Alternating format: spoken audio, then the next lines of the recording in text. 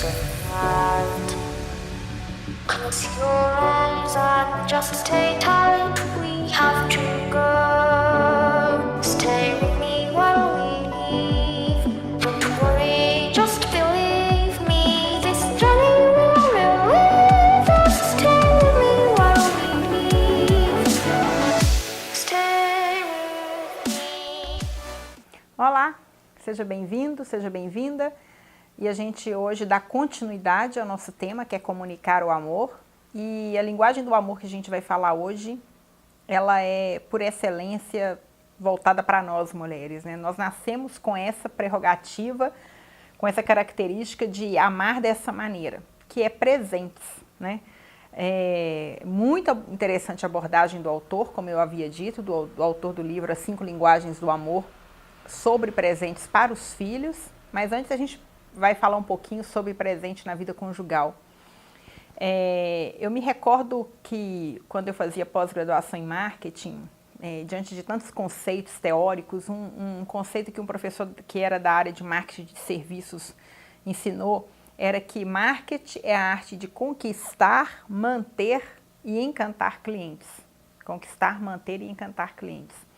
E quando eu estava preparando aqui o tema, eu ficava imaginando que presentear dentro de uma relação é essa fase do encantamento, né? Numa relação a dois, o presente é o encantamento. Você conquistou, você mantém aquela relação, mas você quer encantar com o presente. Mulher nasceu com essa característica de dar presente. É muito comum, se você for convidado para ser madrinha de casamento com o seu marido, muito provavelmente é você que vai preocupar em comprar presente, é você que preocupa em comprar presente para as pessoas da família, aos afilhados, enfim, aos filhos, tem essa preocupação. Não é muito do homem dar presente. E isso é curioso, mas na minha família a gente tem esse hábito de dar presente, nem que seja uma lembrança, você dá presente para os irmãos no aniversário, você dá presente, o pai e a mãe dá alguma lembrança para os filhos, enfim. Já na família do meu marido, por exemplo, não tem essa cultura de dar presente. Então, quando a gente casou, eu, de certa forma, eu sofria com isso, porque eu imaginava que era um absurdo, por exemplo, chegar no dia do meu aniversário, chegar numa data comemorativa e ele não ter um presente para me dar. Até que ele teve que aprender que essa linguagem de amor é importante para mim. Então, assim, eu não gosto de passar batido sem ter um presente para dar. E também me recordo, dentro dessa característica de presentes, assim, o tanto que é difícil para os homens presentear as mulheres, né? Porque eles tentam acertar e muitas vezes erram. A minha mãe é uma dessas que é muito difícil de dar presente para ela. Eu lembro ainda de adolescência ou de infância, minha garganta hoje está meio rouca assim.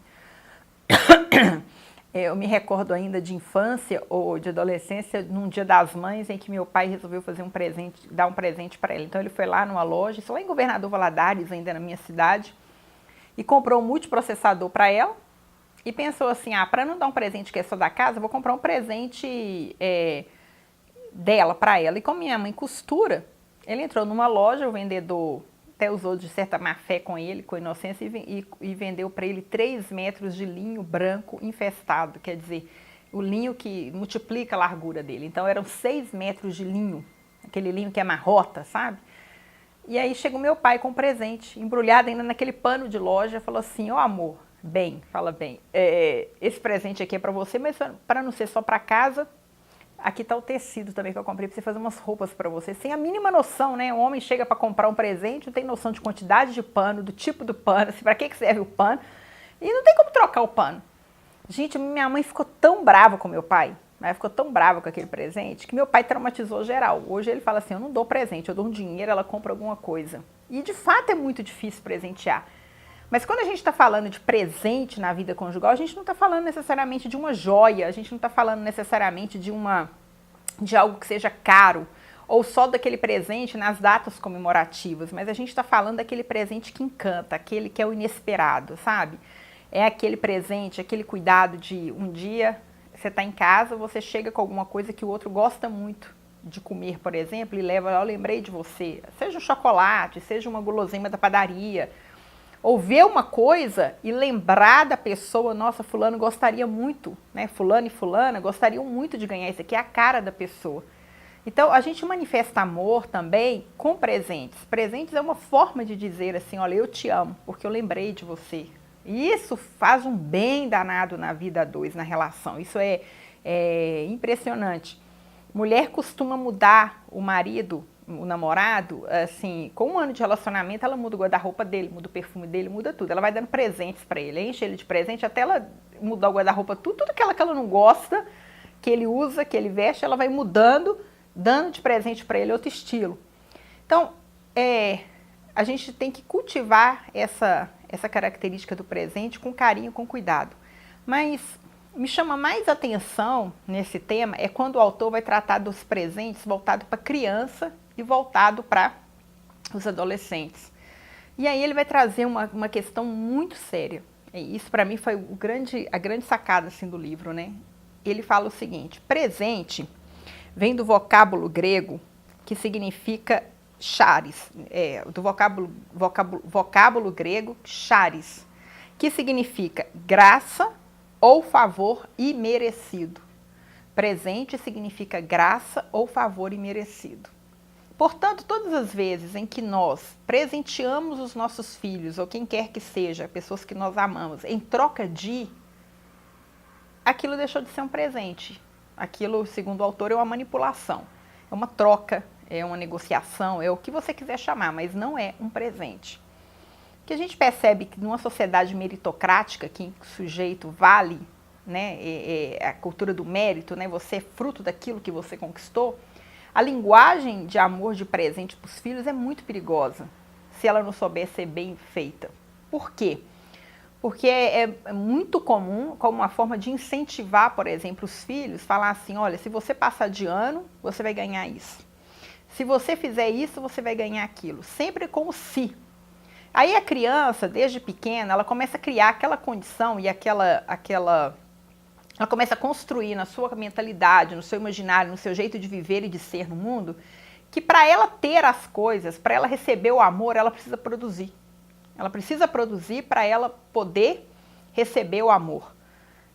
Por quê? Não, meu pai fala que gosta de mim, minha mãe fala que gosta de mim, mas eu preciso ter nota boa. Meu pai fala que gosta de mim, minha mãe fala que gosta de mim, mas eu tenho que fazer essas coisas desse jeito.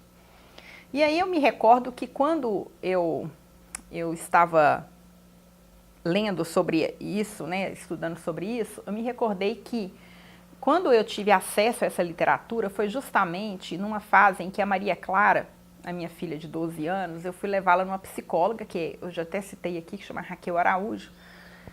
Eu levei numa psicóloga a contragosto do meu marido, porque quando pequena, assim, hoje não, mas quando pequena ela tinha uma dificuldade de socialização que me assustava. Toda vez que estava na reunião de família, ela chorava. Toda vez que estava num dado local, ela chorava. E eu não conseguia lidar muito com aquilo. Eu falei, eu prefiro pecar por excesso do que pela falta. Então, eu levei nessa psicóloga que na minha juventude, né, na minha vida solteira, até no início do casamento, ela foi muito importante para mim em processos que eu até já narrei aqui no Chatelaine. E aí, ela teve uma conversa comigo e com meu marido, marcou uns 2 encontros com a Maria Clara para ver se era algo patológico, o que poderia ser feito. E quando ela foi dar o feedback do comportamento da Maria Clara, ela disse assim para mim, bom, ela puxou você, Ivna, porque ela é perfeccionista. Ela quer as coisas todas perfeitas, quer tudo muito certinho. E aí, ela precisa compreender que ela não precisa ser perfeita para receber o amor. Ela não precisa ser perfeita para receber o amor de vocês. Então, nós vamos fazer um trabalho com ela que chama de cura interior. Nem vai precisar fazer terapia, nós vamos observar. E o que você vai fazer todos os dias, quando ela for dormir, você vai falar no ouvido dela, quando ela estiver com o sono mais profundo, você e seu marido vai falar assim, filha, eu te amo mesmo quando você erra. Eu te amo mesmo quando você erra. E começamos a fazer isso. E eu tenho o hábito de fazer isso hoje. Sempre que os meus filhos estão dormindo primeiro que eu, estão na minha cama e tal, eu fico ali contemplando, eu tento falar, filho, eu te amo mesmo quando você erra. Para ele compreender que o tanque de amor dele pode estar cheio e satisfeito sem necessariamente ter que acertar sempre, sem ser perfeccionista. E aí, o autor fala também que o presente, ele é um rito. Sabe, a linguagem do amor do presente, ela deve vir acompanhada de outras linguagens juntas. Por exemplo, eu vou dar um presente, eu utilizo uma palavra para afirmar, eu guardo um tempo de qualidade para poder fazer daquele momento um momento inesquecível na vida da criança. Então, ele pega exemplos bem pontuais. Você sai na rua, no shopping para comprar um tênis pro seu filho, ou alguma coisa que ele pediu ou que ele esteja precisando. Aí a gente tem aquela coisa prática, você quer ir com tênis? Tá, já troca e já vai com tênis novo. O seu filho nunca vai entender que aquilo ali é um presente. Porque para ele aquilo ali é uma obrigação. Eu cresci com essa ideia. Quando meu pai e minha mãe me davam alguma coisa que era do uso, eu imaginava que aquilo não era um presente, aquilo era como se fosse uma obrigação de pai e mãe dar aquilo. Então ele vira e fala assim, olha, faça daquele gesto, que poderia ser em princípio uma obrigação, como um presente. E aí ele fala assim, faça um embrulho bonito, marque um momento bacana, escreva um cartão, fale palavras para o seu filho e dê aquilo como presente. É completamente diferente de você simplesmente pegar e jogar aquela coisa assim. E aí a gente lembra, né, que a embalagem, por exemplo, que enche os olhos. O presente, ele sempre causa aquele encantamento, sobretudo na embalagem, na surpresa, tem todo esse valor. Eu não sei se vocês já fizeram essa experiência, enquanto eu estava lendo o livro, eu me peguei assim, que eu falei que eu acho que eu não fiz, ou se fiz muito pouco. Que é surpreender o filho assim. Um dia você chegar com uma coisa e ele perguntar, ai mãe, por que você está ganhando isso? Porque eu te amo, né? Fora de uma data. Explicar para a criança, explicar para o seu filho, seja a criança, seja adolescente, qual idade for, que aquele presente é um sinal de amor. E a gente não está falando aqui de presente com coisas caras. A gente está falando aqui de coisas que demandam valor.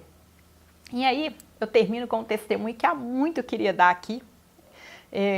Eu até guardei aqui, está escondidinho aqui no meu cenário, daqui a pouco eu vou pegar.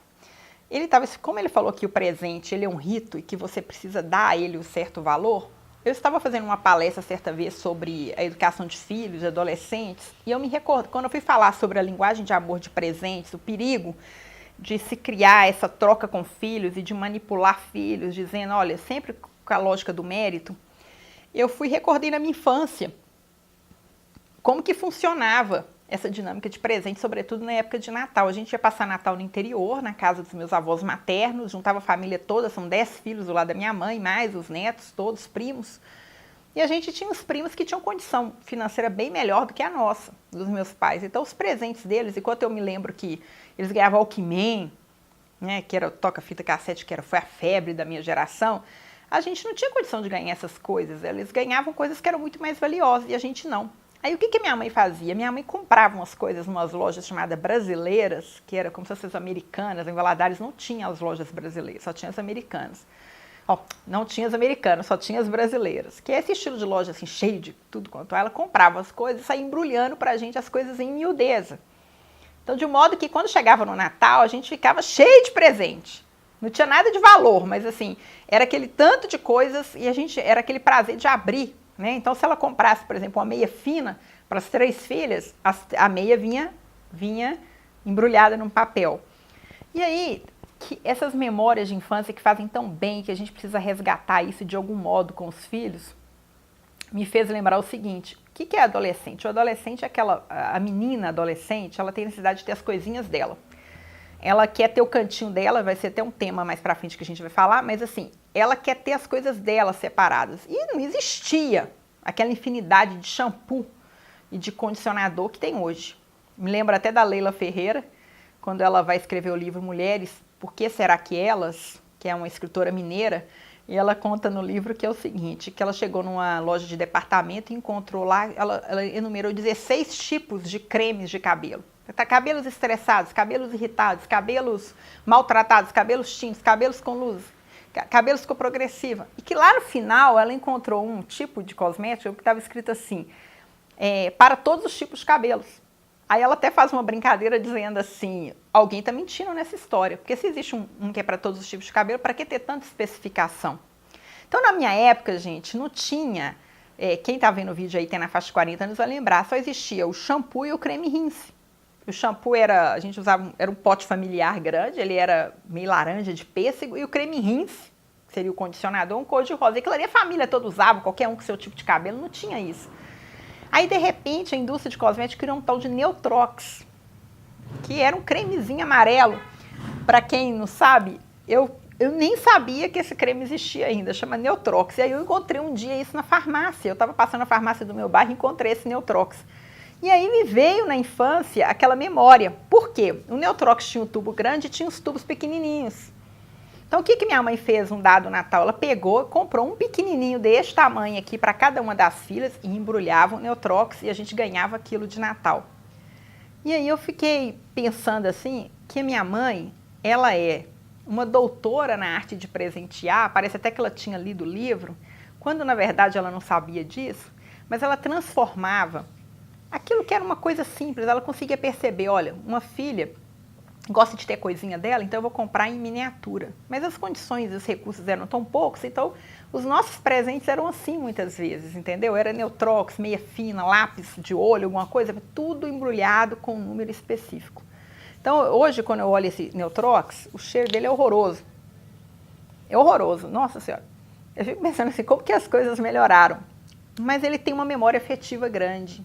E ao olhar para o Neutrox, que é uma metáfora, é um símbolo, eu fico pedindo assim a graça a Deus de poder também educar os meus filhos, dando a eles presentes que possam marcá-los, que possam ter uma memória afetiva e significativa na vida deles, sem usar do presente um instrumento de manipulação. E para fazer a prova disso, eu contava aqui no início do Chatelaine que eu resolvi fazer um questionário com as minhas filhas para saber qual que é a linguagem de amor delas. O pequenininho não dá para saber ainda, né? A gente não consegue saber. Eu vou esconder o Neutrox, porque ele é muito feio. Vou deixar ele no cantinho aqui. Eu fui perguntar. E para minha grata satisfação, tanto na resposta da Amanda quanto na resposta da Maria Clara, o presente está com uma linguagem de amor para elas que é a menos relevante, né? Ela está para Maria Clara como quinta, que é a filha de 12 anos, e para a Amanda como a quarta linguagem. Claro, gosta de presente, ama presente. Mas não é isso que elas mais demandam de amor. Elas demandam mais é tempo, é toque, são palavras de afirmação do que o próprio presente. Esse presente que toda hora tem que comprar uma coisa. Então, eu achei que é muito significativo esse relato, né? Charis, do vocábulo grego, que significa graça imerecida. Uma coisa que a gente recebe sem merecer. Por isso, Deus é a própria manifestação da sua graça, é o maior presente, né? Então, que fica aí essa reflexão para a gente aperfeiçoar nessa linguagem de amor, fazendo da arte de dar presentes uma forma de encher o tanque de amor dos nossos filhos, dos nossos cônjuges, na certeza de que existem presentes e presentes. Você pode dar de qualquer jeito, mas você pode dar fazendo uma diferença e marcando aquele momento. É isso aí. Muito obrigado pela sua atenção e até a quarta com mais uma linguagem de amor. Até lá!